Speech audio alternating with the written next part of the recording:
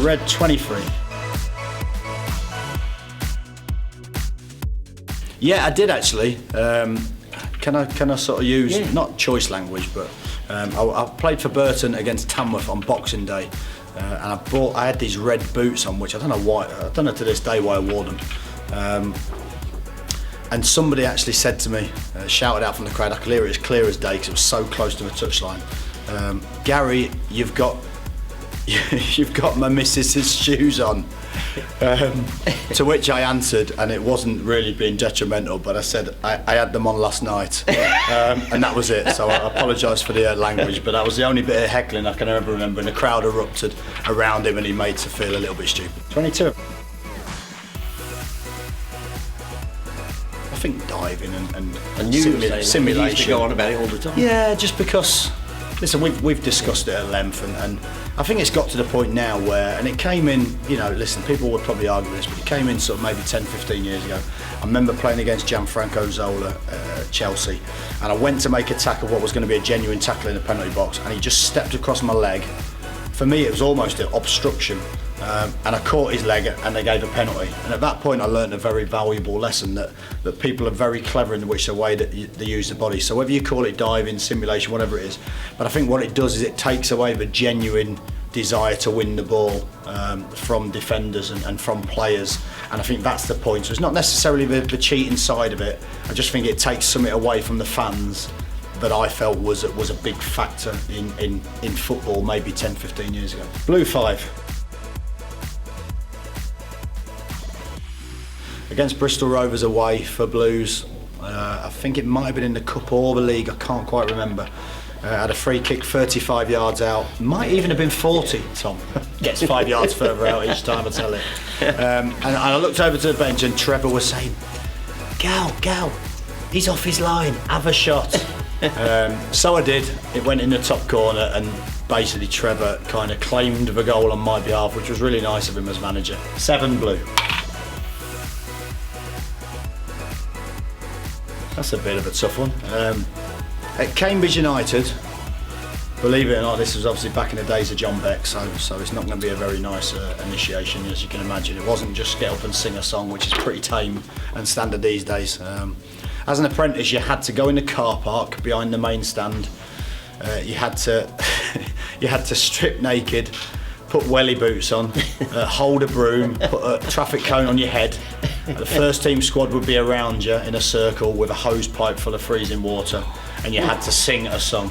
So it's slightly different to nowadays. And if you stopped singing during the song, then you basically got the hose pipe of freezing cold water on you. So luckily for me, that was an initiation which fortunately I didn't have to go for. I managed to avoid it. Number 4. If I had to name one, I would probably say Elland Road. I remember playing there for Derby County many moons ago. I think we went 3-0 up, full house. They scored 1 goal just before half time. You could feel the crowd get a little bit of hope, and it lifted. Just after half time they scored again, and you could hear the roof lift, and then you could just feel what was going to happen as a player. And it's a really ironic situation where you're trying your best to stop it, but you kind of know what's going to happen. They scored in the 86th minute, the place absolutely erupted, and in the 94th minute I think they scored the winner 4-3, and I have never heard anything like it, and it was really something, I say special, but quite intimidating. 23, Michael Jordan's number. A coffee. In the morning, I've got probably one of my most prized material possessions in my house is my coffee machine. I leave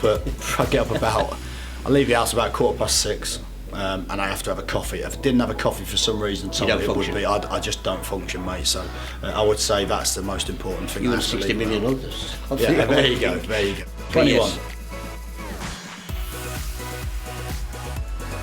Actually, you know what? I've never had a nickname as a child. It was always just Gaz, or something like a Gazza, not because of the footballer.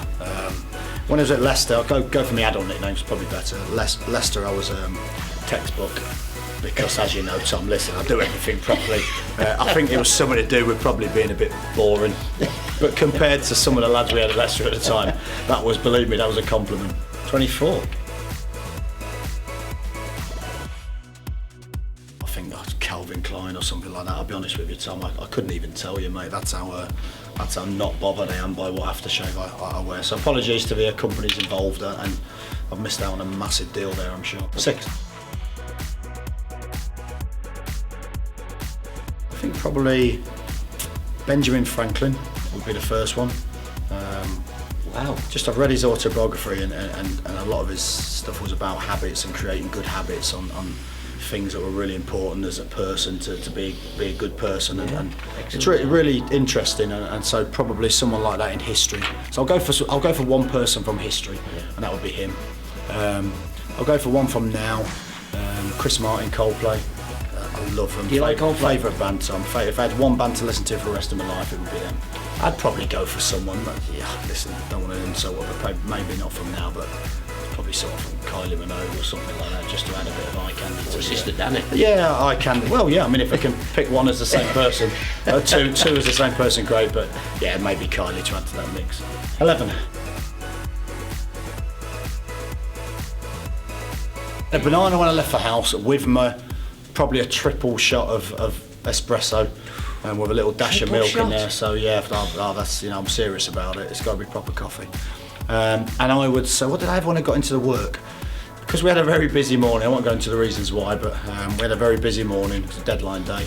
I usually have other stuff, but this time I had a pear, another banana, and an apple. So how boring is that? How healthy are you? Yeah, I'm still feeling the pain, Tom, to be honest with you. Still feeling the pain.